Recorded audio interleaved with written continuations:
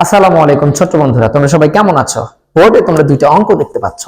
একটি হলো ৩৯,৪৯৩ ভাগ ৩২১ এর ভাগফল ১২৩ এবং ভাগশেষ ১০, এবং অপর একটি অঙ্ক হচ্ছে ৯৭৫০০ ভাগ ১৮৬ এর ভাগফল দেয়া আছে ৫২৩ এবং ভাগশেষ দেয়া আছে ২২২। তোমরা ভালো করে লক্ষ্য করে দেখো, এই দুইটা অঙ্কের ক্ষেত্রে আমাদেরকে বের করতে হবে এই তথ্যটি, অর্থাৎ এখানে একের যে তথ্যটি দেয়া আছে, দুইয়ের যে তথ্যটি দেওয়া আছে, এটি সঠিক নাকি সঠিক না। তো প্রথমত আমরা এই স্টুডেন্টরা এই ধরনের অঙ্ক থেকে সচরাচর ভয় করে ফেলি। তো কতটা সহজ হতে পারে এই অঙ্কটা, তোমরা একটু মনোযোগ দিয়ে লক্ষ্য করো। প্রথমে আমরা দেখে নিব এই অঙ্কের ভিতরে বা এই তথ্যগুলোর ভিতরে কি কি দেয়া আছে। দেখো, আমরা তো জানি যে সংখ্যাকে ভাগ করা হয় তার নাম ভাজ্য, তাহলে এটা আমরা পেয়ে যাচ্ছি কি, এটা হলো ভাজ্য, এটা ভাজ্য। তাহলে যে সংখ্যা দিয়ে ভাগ করা হয় তার নাম ভাজক, তাহলে আমরা পেয়ে গেলাম এটার নাম ভাজক। এখানে ভাগফল দেয়া আছে, ভাগশেষ দেয়া আছে। আর একবার ভালো করে দেখো, এটা ভাজ্য, এটা ভাজক, এখানে আমাদের ভাগফল দেয়া আছে, এখানে ভাগশেষ দেয়া আছে। আমরা যদি এটা সমাধান করি, আমাদের প্রথমত দুইটা জিনিস মনে রাখতে হবে। একটা, প্রথমে দেখতে হবে ভাজকের থেকে ভাগশেষ ছোট আছে কিনা। যদি ভাজকের থেকে ভাগশেষ ছোট থাকে তখন আমরা ভাজ্যের সূত্রেতে প্রয়োগ করব। কিন্তু যদি ভাজকের থেকে ভাগশেষ ছোট না হয়ে বড় হয়, তাহলে আমরা প্রথমেই ধরে নিব যে অঙ্কের যে তথ্যটি দেয়া আছে সেটি ভুল। কেন ভুল? কারণ ভাজক এর থেকে ভাগশেষ কখনোই বড় হয় না, ভাজকের থেকে ভাগশেষ কখনোই বড় হয় না। তো চলো আমরা অঙ্কটি শুরু করা যাক। দেখো, আমরা যদি এটা সমাধান করি, সমাধান দেখো এখানে কি কি দেয়া আছে, ভাজ্য, তাহলে আমরা আগে লিখবো দেয়া আছে,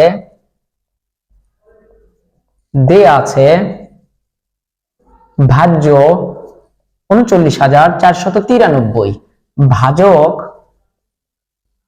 ৩২১, ভাগফল ১২৩, ভাগশেষ ১০। তাহলে এখান থেকে লক্ষ্য করো, ভাজকের থেকে ভাগশেষ কিন্তু ছোট, তার মানে আমরা পরবর্তী ধাপ চলে যাব ভাজ্যে। ভাজ্যে কোন সূত্রটা আমরা ব্যবহার করব? এই ধরনের অঙ্কে আমাদের সবসময় ভাজ্যের সূত্রটি প্রয়োগ করতে হবে। কিসের সূত্র বলতো? ভাজ্য। তাহলে এখানে লক্ষ্য করে দেখো, এখানে ভাগশেষ আছে, ভাগশেষ থাকলে ভাজ্যের সূত্রটি হবে নিঃশেষে বিভাজ্য না হলে। তাহলে নিঃশেষে বিভাজ্য না হলে ভাজ্যের সূত্র কি? নিঃশেষে বিভাজ্য না হলে ভাজ্যের সূত্র আমরা সবাই জানি, ভাজ্য সমান ভাজক গুণ ভাগফল যোগ ভাগশেষ। তাহলে আমরা সূত্রটা প্রয়োগ করে দেখি, মানগুলো বসে দেই। তাহলে আমরা জানি ভাজ্য সমান ভাজক গুণ ভাগফল যোগ ভাগশেষ। তাহলে দেখো, আমি যদি এখানে মান বসাই, এখানে ভাজক আমরা কত পেয়েছি? ৩২১। ৩২১ গুণ ভাগফল পেয়েছি কত? ভাগফল পেয়েছি ১২৩ যোগ ভাগশেষ আমরা পেয়েছি ১০। তাহলে আমরা যদি গুণ করে মানটা বের করে ফেলি, দেখো ৩২১ গুণ হচ্ছে ১২৩, তাহলে ৩ কে ৩, ৩ দুগুণে ৬, ৩ কে ৯, ৬ দিয়ে ৮, হাতের ১ ৯, আর এখানে পেয়ে যাচ্ছি ৩। তাহলে আমরা যোগফল কত, গুণফল কত পাইলাম? আমরা গুণফল পাইলাম হলো ৩৯,৪৮৩ যোগ ১০। আমরা এখন যোগ করে ফেলবো। তাহলে যোগ করলে এখানে ৩ এর ০ ৩, ৮ আর ১ ৯, এখানে আসতেছে হাতে কিছু নাই, তাহলে ৪, এখানে আসতেছে ৯, এখানে আসতেছে ৩, তাহলে ৩৯,৪৯৩। দেখো এখানে আমাদের ভাজ্য কত পাইছি? ৩৯,৪৯৩। তার মানে এই যে এখানে যে তথ্যটি দেয়া আছে সেই তথ্যটি কি সঠিক, সেই তথ্যটি কি সঠিক। তাহলে আমরা লিখব অতএব তথ্যটি বা উক্তিটি সঠিক। এখন প্রশ্ন হলো যে স্যার, আমি যদি তথ্য না দিয়ে উক্তি দেই? অবশ্যই হবে, কোনো সমস্যা নাই, তথ্য না দিয়ে উক্তি দিলেও হবে। এখন আমরা আসি এই পাশে, এখানে লক্ষ্য করে দেখো, এখানে বলা আছে যে ৯৭৫০০ ভাগ ১৮৬ এর ভাগফল ৫২৩, ভাগশেষ ২২২। আমরা এটা কিভাবে সমাধান করব? এটাও আর এটাও একই ধরনের অঙ্ক। তাহলে আমরা কিভাবে সমাধান করব দেখবো। আমরা আগে খুঁজে নেব এখানে কি কি তথ্য দেওয়া আছে। তো আমরা দেখলাম যে সংখ্যাকে ভাগ করা হয় তার নাম ভাজ্য, তার মানে এটাকে ভাগ করা হচ্ছে, তাহলে এর নাম কি বলতো? ভাজ্য। এটা আমরা পাইলাম ভাজ্য। এটা কি? এটা হলো ভাজক। ভাজক। এখানে তো ভাগফল দেয়া আছে, ভাগশেষও দেয়া আছে, কিন্তু মজার বিষয় লক্ষ্য করে দেখো, এখানে কিন্তু ভাজকের থেকে ভাগশেষ বড়। দেখো, ভাজকের থেকে ভাগশেষ বড়, তাহলে আমরা কি বুঝতে পারছি? এখানে এই তথ্যটি ভুল দেয়া আছে, কারণ ভাজকের থেকে ভাগশেষ কখনোই বড় হয় না। ভাজকের থেকে ভাগশেষ কখনোই বড় হয় না। তাহলে আমরা তথ্যগুলো একটু লিখে ফেলি।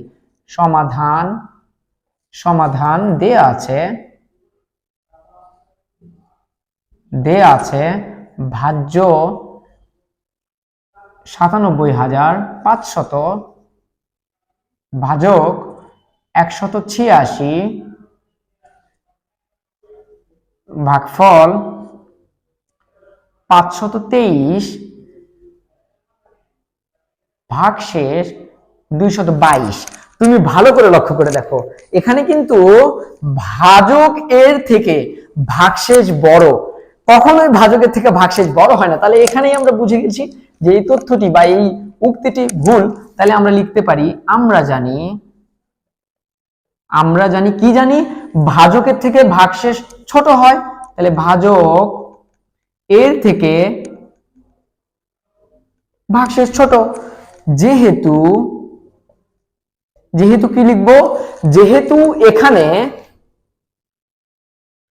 এখানে ভাজকের থেকে ভাগশেষ বড়, ভাজকের থেকে ভাগশেষ বড়, অতএব তথ্যটি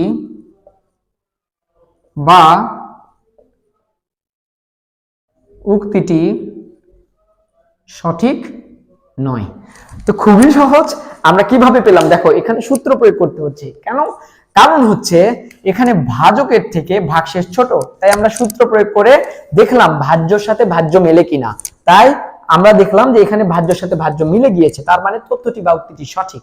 এখানে লক্ষ্য করে দেখো, ভাজ্য পেয়ে গেছি, ভাজক পেয়ে গেছি, ভাগফল দেয়া আছে, ভাগশেষও দেয়া আছে। তাহলে ভালো করে দেখো, এখানে কিন্তু ভাজকের থেকে ভাগশেষ বড়। আমরা তো সবাই জানি ভাজকের থেকে ভাগশেষ কখনোই বড় হয় না। তাহলে আমরা লিখে নিলাম, সমাধান দেয়া আছে ভাজ্য এত, ভাজক এত, ভাগফল এত, ভাগশেষ এত। লেখার পরে আমরা তো সবাই জানি যে ভাজকের থেকে ভাগশেষ ছোট হয়, তাহলে সম্পর্কটা দেখে দিলাম। কিন্তু এখানে আমরা যে তথ্যগুলো পেয়েছি, ভাজকের থেকে ভাগশেষ বড়, যা কখনোই সঠিক নয়, অতএব তথ্যটি বা উক্তিটি সঠিক নয়। তো খুবই চমৎকার, খুবই সহজ দুইটা অঙ্ক তোমাদের সাথে আলোচনা করলাম। তো বিদায় নেওয়ার আগে তোমাদের যে কাজটি থাকবে সেটা হলো, তোমাদের পাঠ্য বইয়ের চ্যাপ্টার 2 এর যে অঙ্কগুলো দিয়ে আছে সঠিক কিনা যাচাই করতে বলেছে, সেই কয়টা অঙ্ক এখনই সমাধান করে আমাদের কমেন্ট বক্সে দিয়ে দাও। তো দেখা হবে পরের ভিডিওতে। ভালো থাকো, সুস্থ থাকো। আল্লাহ হাফেজ।